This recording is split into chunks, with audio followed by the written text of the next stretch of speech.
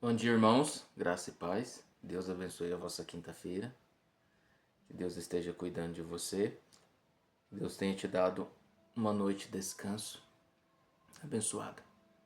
Eu quero dizer para você que Deus está olhando por você. Deus está cuidando de você. Creia nele. Creia nele. Vamos fazer a nossa leitura. Atos 20. Continuaremos lendo do verso 7 ao 9. No primeiro dia da semana, reunimos-nos para partir o pão, e Paulo falou ao povo. Pretendendo partir no dia seguinte, continuou falando até o meio-dia. Meia-noite, desculpa. Havia muitas candeias no piso superior, onde estávamos reunidos.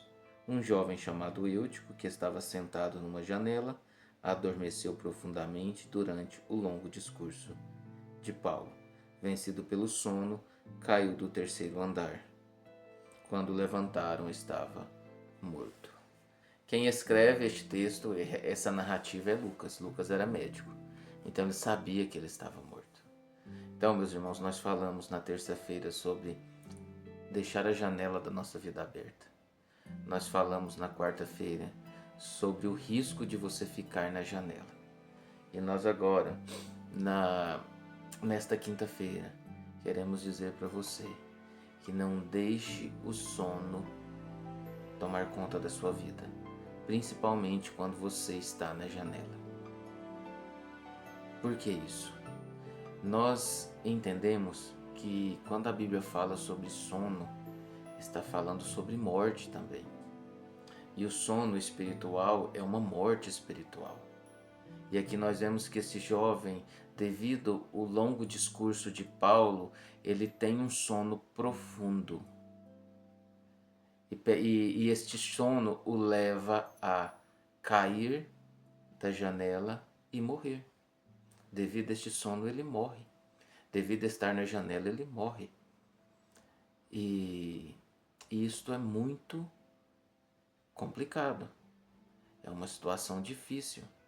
Porque aquela pessoa que está sem Cristo, ela está vivendo o sono da morte. Aquela pessoa que está na janela, um pensamento na palavra, um pensamento no mundo, ele corre o risco de deixar o sono tomar, como este jovem, e também encontrar a morte. É isso que o texto está falando para nós. O texto está falando que nós temos que lutar contra o sono, porque o sono acaba sendo um meio que o diabo usa para nos levar para a morte. E nós devemos lutar contra isso, porque é espiritual. Eu quero abrir um parênteses para dizer sobre uma questão. Meu irmão, quando você vai ouvir a palavra de Deus e que você começa a ter sono por ouvir a palavra de Deus, tome cuidado. Se isso é corriqueiro, lute contra isso. Que jeito você luta contra isso? Levanta, não fica sentado, não fica naquele modo do qual você está sendo vencido. Levanta, beba água, passa água no rosto, se esforce para manter ativo ouvindo a palavra de Deus. Se esforce. Porque nós vemos aqui que Paulo prega até meia-noite, um longo discurso, e para aquele jovem houve sono, para muitos não houve. Para ele houve morte, para muitos houve vida. Muitos colheram vida, muitos colheram bênçãos por causa de estarem atentos à palavra. E aquele jovem colheu morte porque ele deixou o sono profundo o tomar. E estava num lugar arriscado, porque quem está na janela está propício ao sono. Porque o pensamento dele, o coração dele, ele está ali articulando entre estar dentro e estar fora. Portanto, meus irmãos, eu quero que você entenda isso como um conselho de quem te ama.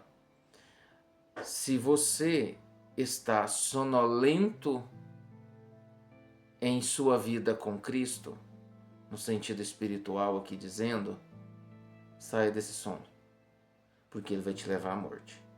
Se você tem indícios de quanto ouve a palavra de Deus, você fica sonolento, procure uma forma de tratar isso. Não é tratar com terapia, não. É criar gatilhos para você não ter isso.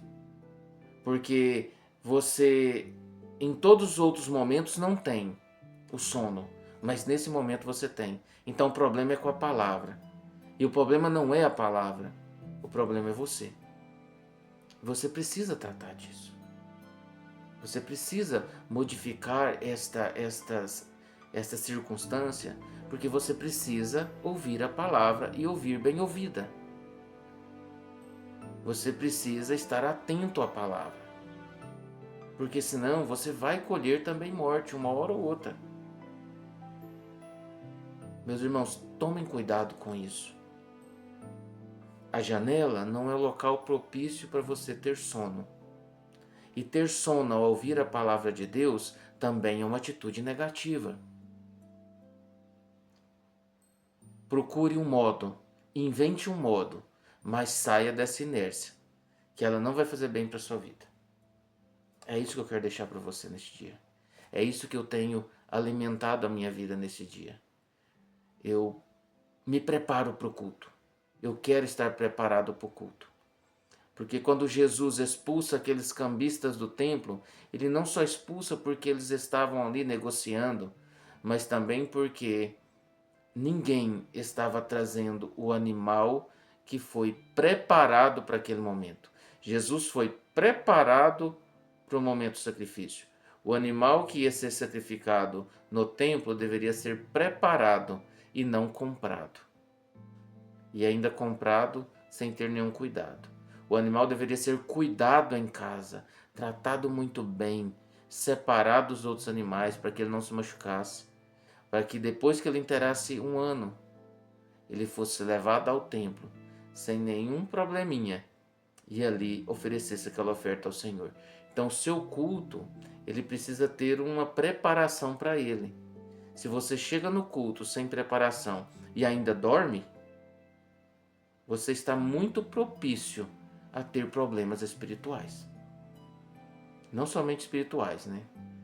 Mas essa é a realidade. Tente consertar isso.